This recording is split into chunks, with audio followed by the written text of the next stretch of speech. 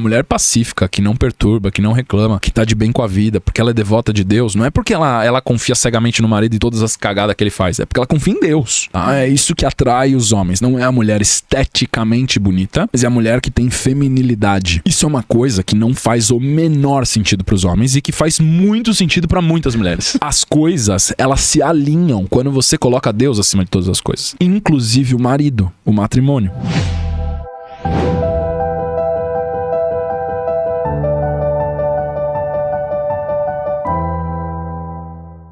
Quais são as principais diferenças no funcionamento dos homens e das mulheres? Porque é diferente, né? É bem diferente. Tirando o processo de adquirência de virtudes, que é muito mais congruente, óbvio, os homens vão desenvolver coragem, fortitude, temperança igual às mulheres, porque o processo de maturidade e desenvolvimento de virtudes, ele tem essa característica de coincidente no quesito de se juntar. O processo da imaturidade ou da natureza normal, ordinária, psíquica, humana, feminina e masculina, ele tem muitas divergências, tá? Então a gente vai ter um processo, principalmente do ponto de vista normal, do funcionamento normal da mente, o foco da energia psíquica feminina vai tender a ser multidirecional. Por exemplo? Então a gente vai ter aquele negócio do sistema integrado, né? A mulher, ela foca em 80 coisas ao mesmo tempo, ela sempre vai tender a querer fazer todas essas 80 coisas ao mesmo tempo.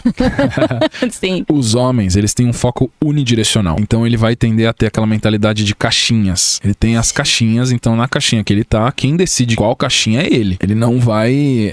os homens não veem masculinos, eles não veem com bons olhos colocarem ele numa caixinha. É ele que se coloca na caixinha que ele quer. Isso tem a ver com o desejo, com o anseio, com a vontade que ele tem naquele momento da vida dele que faz sentido pra vida dele, tá? Então, o foco unidirecional significa que o homem vai tender a focar em o mínimo de coisas em uma única vez, de preferência em uma coisa. E os homens têm essa capacidade de focar em uma coisa só e de abstrair todo o restante, tá? Então é exatamente esse processo que faz com que os homens, eles tendam a ter, quando na sua masculinidade saudável, uma tendência a conseguir fugir da ansiedade com os seus escapes ou suas fugas, tá? Então a gente vai tender a ter, a vantagem é conseguir escapar da ansiedade, a desvantagem é cair em vícios com muito mais facilidade do que as mulheres, tá? Então as mulheres, por ter um sistema integrado, elas vão tender a ter uma ansiedade muito maior do que os homens na média, nós estamos falando de mediano e de generalidades aqui, tá? Só que elas vão tender a cair muito menos em vícios do que homens. Essa é a primeira diferença muito drástica de tomada de decisão. Tomada de decisão feminina é um processo sistêmico e muitas vezes quando a mulher está desequilibrada, ela não está bem psiquicamente, ela não está com humor, com uma vitalidade alta, ela tende a ter um tilt de pane emocional. Porque ela tem que tomar 80 decisões, ela não tem energia pra tomar 2, ela fala assim, cara, não dá. É aquele faz e não faz nada na cabeça. Faz. Ela tá fazendo, ela tá produzindo, mas pra ela não. Ela parece que ela tá patinando, que ela tá dando volta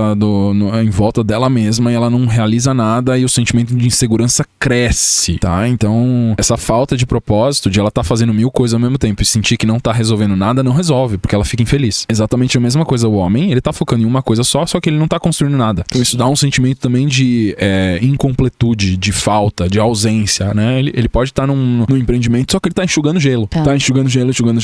No final, o que aconteceu? Acabou o gelo. Enxugou tudo e não tem nada. Esse é um elemento muito díspare e diferente nos níveis iniciais de maturidade masculina e feminina. Um segundo ponto que é muito diferente nos níveis iniciais de maturidade, por que eu falo nos níveis iniciais, Ju? Quando a gente começa a chegar na idade adulta madura do homem e da mulher, não neurótico, matriarca e patriarca, esses sistemas começam a ter uma convergência. O que significa isso? Uma mulher matriarca consegue agir, tomar decisões de maneira multidirecional? Consegue. E de maneira unidirecional? Também consegue. O patriarca consegue tomar de maneira unidirecional? Consegue. E de maneira multidirecional? Também consegue. Então você começa a conseguir falar a língua do outro e ganhar os poderes do outro e mitigar os riscos das desvantagens do seu sistema. Então, nos níveis iniciais, a gente tem um lado da moeda, mas não tem o outro, tá? Então, outra coisa é a motivação. A motivação da mente feminina no início da jornada é afeto. Esse é o drive motivacional principal, tá? E o drive motivacional principal da mente masculina é conquista. Então a gente tá falando de afeto e conquista. Esse é o drive motivacional da mente feminina e da mente masculina é conquista. Entendendo que o drive motivacional é afeto e conquista, a gente entra no processo de pulsão de libido que normalmente vira sexual, que é a libido feminina é ativada por segurança. Por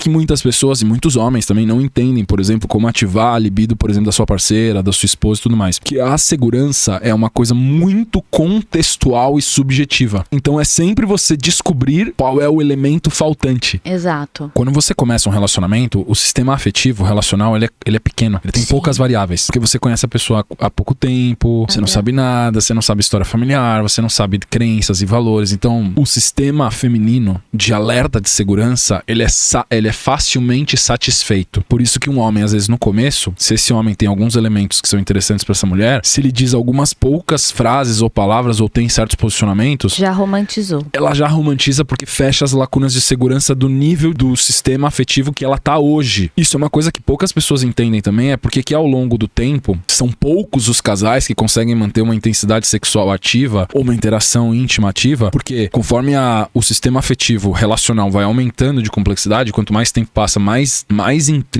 detalhe tem no relacionamento, que você sabe meio que os humores do seu marido, você sabe o que quer dizer tal coisa, o que quer dizer tal coisa. Você tem as leituras, né? Tem muitas leituras de muitos contextos. Aí o que acontece? Com um sistema muito mais complexo, um sistema de 10 variáveis, pro homem conseguir gerar segurança pra mulher é muito mais fácil do que gerar segurança num sistema de 1000 variáveis. E aí o que acontece é que a libido feminina, ela só é ativada quando cumpre-se os requisitos de segurança do sistema afetivo presente dela.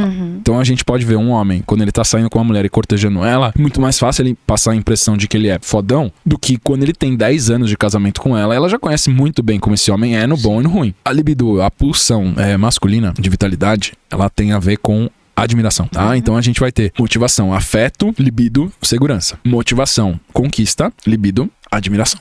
O que faz o homem ter libido é se sentir admirado. Com isso, é uma outra chave mestra pra gente entender vários comportamentos masculinos que muitas mulheres também não compreendem. Quando o homem não se sente admirado, ele tende a se ejetar do relacionamento. Seja por uma maneira de posicionamento claro, explícito, tipo, eu não sou mais respeitado, eu não sinto que tem amor aqui mais, ou virou um amor maternal, eu não quero isso no meu casamento, né? Eu não sou um menininho, eu sou um homem, então não é o que eu quero. Ou ele simplesmente se sabota, faz uma besteira, trai ou faz qualquer coisa e desfaz aquele relacionamento que tinha um potencial de maturidade maior pra se relacionar com uma pessoa mais imatura que tá no nível dele.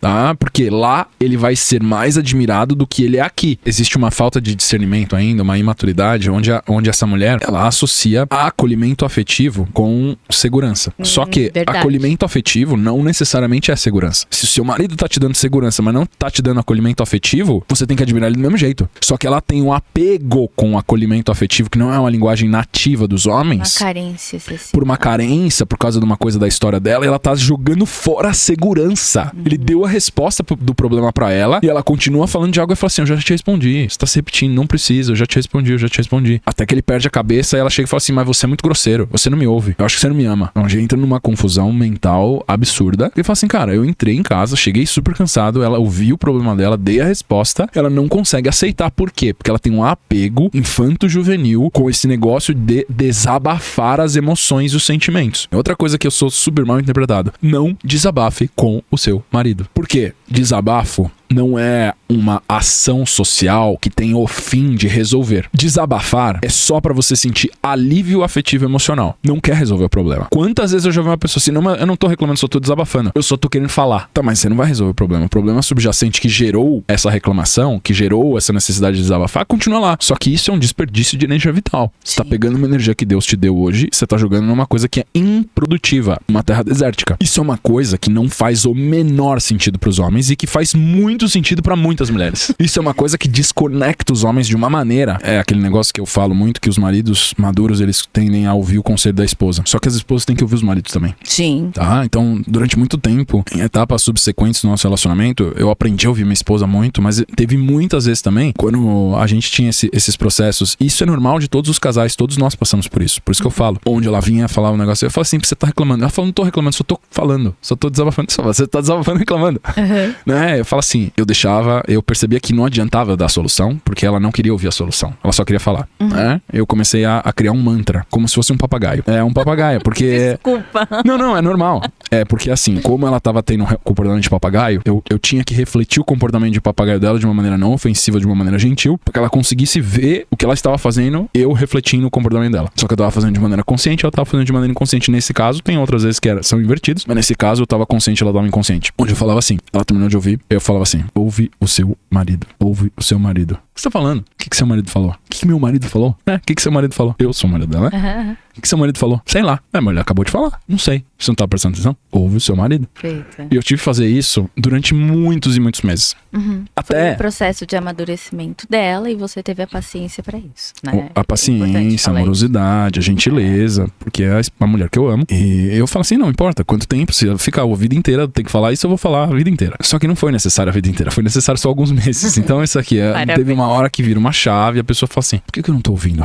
Acho que eu tô apegada na emoção. Ela me disse isso, acho que eu tô pegada na emoção de ficar ruminando. Mas isso faz bem pra você? Não, faz muito mal, fico me sentindo mal. Então, ouve seu marido. A gente tem outra dicotomia também que tem algumas falácias. Dá pra se aproximar na conversa? Dá. Se a conversa for profunda, for verdadeira, for respeitosa e tiver troca de visões de mundo e de ideias, tá? Se a conversa foi superficial, for automática, for de senso comum, não tem aprofundamento na intimidade. O silêncio, ele gera distanciamento? Gera, se for um silêncio ofensivo, se for um silêncio passivo-agressivo, se for um silêncio punitivo, se for um silêncio não natural, ele sim é uma arma de violência. Agora, se for um silêncio de desarmamento, de naturalidade, de acolhimento, de respiro, né? De respiro, de aceitação do outro como é, o silêncio pode ser uma das coisas mais agradáveis que gera intimidade na experiência humana. Verdade. Ou seja, não é falar ou ficar em silêncio, é como falar e como ficar em silêncio. Perfeito. É contexto, tá? Não é a ferramenta, não é o conteúdo, é o contexto sempre. Então, quando a gente tá falando de ativação, da motivação de afeto, de conquista, de segurança e de admiração, a gente vai fazer um episódio de comunicação também aqui, a gente tava falando assim com o Luke, que é meu sócio, que tem a ver aqui com a qualidade da comunicação, qualidade do diálogo, né? E dentro da qualidade do diálogo, esse é um processo que os homens demoram muito pra aprender, porque assim, às vezes ela só quer conversar, porque é um processo de terapêutico afetivo, quando ela coloca pra fora o assunto se resolve dentro dela. Se isso for verdade, a minha recomendação pros homens é ouçam suas esposas e fique em paz e fica sereno, não se perturbe com o problema que ela tá trazendo, porque nem ela tá se perturbando tanto com aquele problema, na verdade a exposição do problema é pra ela resolver o problema. Só que quando ela começa a se perturbar mais na exposição do problema, aí tem um processo de intervenção a ser feito, porque tem muitas mulheres e tem homens também que quando eles começam a expor o problema, eles começam a vivenciar de novo aquela dor e o negócio começa a crescer, que é importante ter um processo de guia. Essa exposição toda que a gente tá fazendo dos estados de intranquilidade é um processo de vigília e de conscientização que é necessário para se chegar na tranquilidade. Porque se a gente não consegue ver esses padrões de falta de tranquilidade, eu não consigo chegar na tranquilidade. Exato. O processo, então, de alcance da imperturbabilidade, e a gente vai ter que passar pela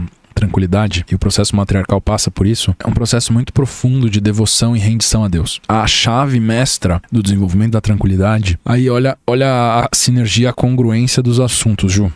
Nós estamos falando de trilhar o caminho da santidade, porque a ataraxia, a imperturbabilidade é uma qualidade santa, super avançada, super elevada, ao mesmo tempo que ela não tem uma correlação direta com o matrimônio. Ela é uma qualidade de serviço ao divino. Sim. A imperturbabilidade. Por quê? Porque quando você tem a capacidade de manifestar a imperturbabilidade por não, a via negativa, não se deixar perturbar. O que é imperturbabilidade? Eu não me permito perturbar. Isso significa que ela não é substancial, ela é a proteção contra a perturbação. Se eu consigo me proteger contra a perturbação, eu automaticamente me torno imperturbável. Eu me torno imperturbável, Deus consegue agir em mim com muito mais translucidez, com muito mais clareza, com muito mais conexão, com muito mais integração. E os dons de Deus que se manifestam através da Juliana, que se manifestam através do Lucas, que manifestam através de você, eles vão vir com muito mais potência. E quanto mais potência, maior a capacidade do ato frutificar. Com isso, a gente fala que o início da jornada da imperturbabilidade começa na tranquilidade. Tranquilidade se correlaciona diretamente com o matrimônio, principalmente para as mulheres, porque uma das coisas que os homens mais almejam num casamento é paz. Então a gente tá falando que a jornada começa com uma sinergia total com o estado matrimonial, só que ela termina sem conexão. Por isso que eu falo que o matrimônio é um veículo de avançado de desenvolvimento de espiritualidade. É um veículo de santificação. Porque você começa, a esposa tranquila é uma esposa altamente almejada pelos homens? Sem dúvida nenhuma. A mulher pacífica, que não perturba, que não reclama, que tá de bem com a vida, porque ela é devota de Deus, não é porque ela confia cegamente no marido e todas as cagadas que ele faz, é porque ela confia em Deus. Por isso que ela é pacífica. Não significa que ela vai negligenciar o que é errado. De maneira nenhuma. Só que ela não se perturba. Afetivamente, ela não gera perturbação. Porque ela entende também que a tranquilidade é um estado de poder muito superior do que um estado de raiva, do que um estado de frustração, do que um estado de de amedrontamento. Ela sabe que quando ela tá tranquila, ela consegue ver as respostas com muito mais clareza de quando ela não está. O que acontece com a mulher que tá intranquila, que tá perturbada, é que ela se desconecta de Deus, então ela perde a conexão com a fonte da verdade. Quando ela tá tranquila, ela sente que Deus a guia. Então mesmo que ela esteja no vale da sombra da morte, ela não teme algum, porque ela sabe que Deus tá com ela. Então a tranquilidade começa num estado devocional de você confiar só em Deus, nada mais, acima de todas as coisas. As coisas, elas se alinham quando você coloca Deus acima de todas as coisas. Inclusive o marido, o matrimônio. Ela coloca Deus acima dela também. Porque se ela colocar ela acima de Deus, ferrou toda a hierarquia de prioridades. Como que a gente consegue, no caminho da matriarca, aplicar uma atividade, alguma rotina que deixe ela tranquila? A mulher, na hora que ela levanta de manhã, abre o olho, faz uma oração devocional de gratidão. Deus, obrigado por mais um dia de vida. Ela inicia um processo de rotina de autocuidado dela, pra ela se cuidar, pra ela cuidar das pessoas que são dependentes dela também.